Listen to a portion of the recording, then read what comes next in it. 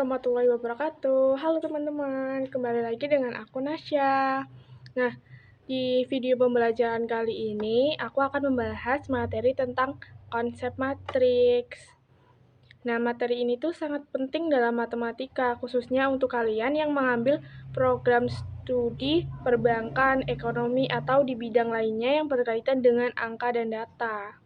Di video kali ini kita akan belajar mulai dari pengertian matriks, operasi-operasinya, dan cara menghitung determinan dan inverse matriks, teman-teman. Ya udah, nggak usah lama-lama lagi, langsung aja kita mulai.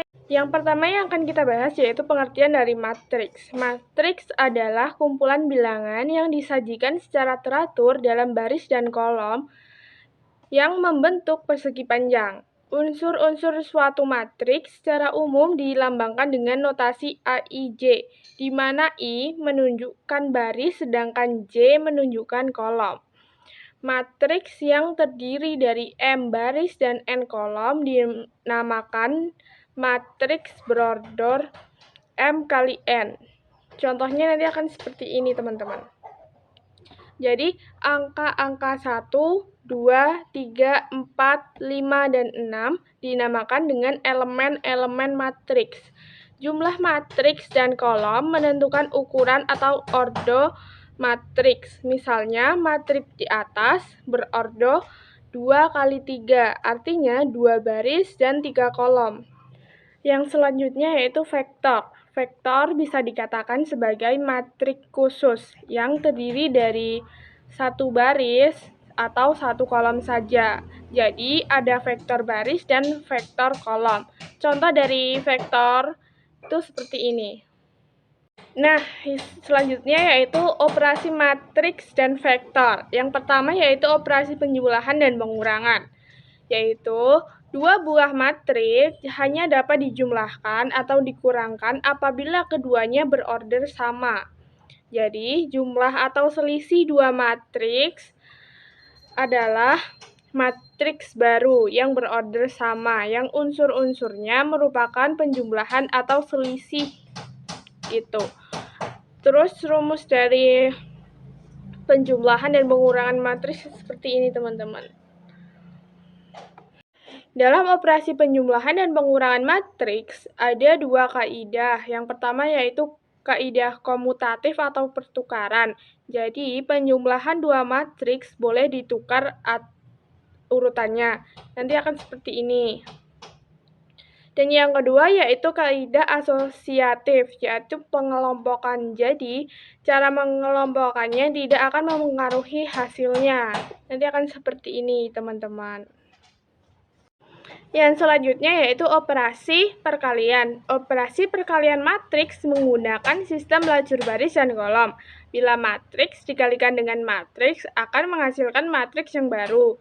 Dan bila matriks dikalikan dengan vektor kolom akan menghasilkan vektor kolom baru. Bila vektor baris dikalikan dengan matriks akan menghasilkan vektor baris yang baru. Dan cara menghitung menggunakan sistem lajur baris dan kolom, yaitu elemen di baris pertama matriks dikalikan dengan elemen kolom pertama matriks kedua, lalu dijumlahkan. Tapi, banyak yang salah paham. Perkalian matriks sama dengan perkalian biasa elemen per elemen. Perkalian matriks melibatkan penjumlahan hasil perkalian baris dengan kolom. Nah, yang selanjutnya yaitu transpos matrik. Transpos matrik adalah suatu metode operasi matriks yang merubah elemen-elemen pada baris menjadi elemen-elemen pada kolom atau sebaliknya. Jadi, elemen-elemen pada kolom nantinya akan menjadi elemen-elemen pada baris. Contohnya seperti ini. Dan di transpos matrik ini ada 3 sifat dasarnya, yaitu ini. Nah, selanjutnya yaitu determinan matriks. Determinan adalah bilangan yang diperoleh dari suatu matriks persegi. Determinan sering digunakan untuk mencari inverse matriks menyelesaikan sistem persamaan linear, dan lain-lainnya. Ada beberapa metode untuk menghitung determinan, di antaranya yaitu metode perkalian silang dan metode faktorisasi yang biasanya untuk matriks yang besar. Ada juga sifat dasar metode determinan adalah 1. Pertukaran baris dengan kolom tidak akan merubah nilai determinan. Yang kedua, pertukaran baris dengan baris tidak akan merubah nilai determinan, tetapi hanya tanda nilai bilangannya saja yang akan berubah. Nah, contoh dari metode perkalian silang dalam determinan adalah seperti ini. Terus contoh dari metode faktorisasi dari determinan juga seperti ini teman-teman. Mudah bukan? Mudah dong. Nah, materi yang terakhir yaitu inverse matrix. Inverse matrix adalah kebalikan dari suatu matriks. Jika kita punya matriks A, maka inverse-nya ditulis dengan A pangkat negatif 1. Matriks A negatif 1 ini memiliki sifat yang istimewa seperti ini teman-teman, di mana I adalah matriks identitas, yaitu matriks persegi yang semua angka diagonalnya 1 dan sisanya adalah 0. Nah, tidak semua matriks mempunyai inverse, jadi syarat dari inverse yaitu matriks harus berbentuk persegi. Jumlah baris dan jumlah kolomnya harus sama. Dan yang kedua yaitu determinan matriks sama dengan 0. Jadi kesimpulan dari materi kali ini yaitu matriks adalah susunan bilangan berbentuk persegi panjang yang terdiri dari baris dan kolom. Matriks digunakan untuk menyusun data, menyelesaikan persamaan, hingga menganalisis ekonomi dan keuangan.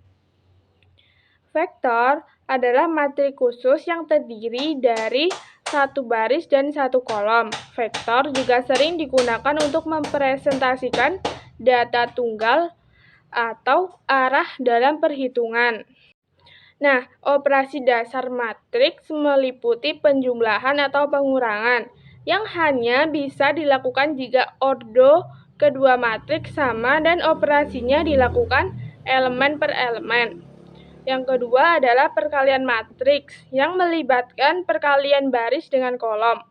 Matriks bisa dikalikan jika jumlah kolom matriks pertama sama dengan jumlah baris matriks kedua. Nah, selanjutnya yaitu transpose matriks adalah operasi yang menukar baris menjadi kolom atau sebaliknya. Transpose matriks sering digunakan dalam operasi lanjutan, seperti mencari inverse atau menyusun kofaktor. Nah, yang selanjutnya yaitu determinan matriks adalah bilangan tunggal yang dihasilkan dari matriks persegi. Determinan digunakan untuk menentukan apakah suatu matriks memiliki inverse, menyelesaikan persamaan linear, dan banyak digunakan dalam aplikasi sains dan ekonomi. Terus materi yang terakhir yaitu inverse matrix adalah materi kebalikan yang jika dikalikan dengan matriks aslinya akan menghasilkan matriks identitas atau I. Syarat dari inverse adalah determinan sama dengan 0. Inverse digunakan dalam penyelesaian sistem persamaan linear dan aplikasi matematika lainnya. Aplikasi matriks dalam kehidupan nyata itu sangat luas teman-teman. Dalam perbankan dan ekonomi, matriks digunakan untuk memprediksi keuangan, menganalisis risiko, dan mengelola data. Sedangkan di komputer, matriks digunakan untuk mengelola gambar dan grafik komputer. Kalau di teknik, matriks digunakan untuk perhitungan struktur, rangkaian listrik, hingga kecerdasan buatan atau AI teman-teman. Jadi kegunaan matriks itu sangat banyak ya, tidak melulu untuk matematika saja.